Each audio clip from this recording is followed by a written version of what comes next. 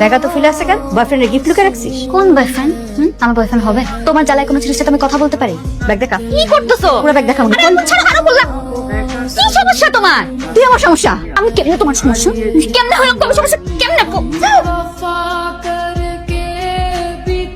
তোমার মন চায় তো কি কইতে পারিস না? কি মন চায়? তোর গোদাগতিতে আমার হার্ট অ্যাটাক হইতো। তুই আল্লাহর কাছে এই দোয়াই করিস সব সময়। যা মুখে আসতেছে তাই বলতেছো। অসল মার গায়ে তুই হাত উঠাস, তোর লজ্জা করে না? তোমার না আমার এই ভালো লাগে না, এটাই হচ্ছে তোমার প্রবলেম। যাই করে তোমার জীবনে আমি খুশি করতে পারবো না। আমার যদি হার্ট অ্যাটাক হইতো কে দায়ী হইতো? আম্মা আর গিলটি ফিল করে ওরা মানে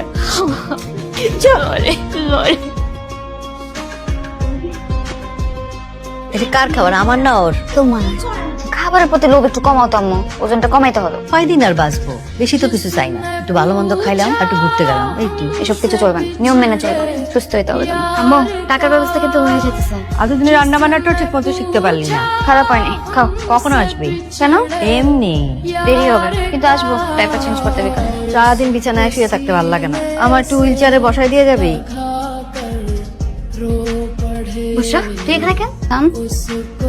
খাচ্ছি। ও এই জন্য আমার রান্না তোমার ভালো লাগে না? শোন সাবা, এটা শুধুমাত্র খাবার, এটা নিয়ে এত রিয়াক্ট। এই তুই চুপ থাক। এই জন্য তোরা চাবি দেওয়া হয়েছে? তোরে আমি আগেও মানা করছিলাম কোন ধরনের খাবার নিয়ে এই বাসায় ঢুকবে না। আন্টিকে আমি ছোটবেলা থেকে চিনি, আন্টির প্রতি আমার একটা দায়িত্ব আছে। আমার মা ভালো মন্দ আমি বুঝবো। একদিন কাচ্চি খালে কিছু হয় না। তুই কি পাগল? হ্যাঁ, ডাক্তার ওজন কমাইতে বলছে। আর উনি কি মোটা নাকি? আমিও তো সে কথা বলছি, আমি তো মোটা না। আন্টি আপনি টেনশন করেন না তো, আমার বাসা থেকে বাইরে বাইরে না। আন্টি বলে তখন যাবো। আর খবরদার এখানে আসবি না, দেখে ঘর ভাড়া নিয়ে যা তোর সাথে। সাবা বাইরে।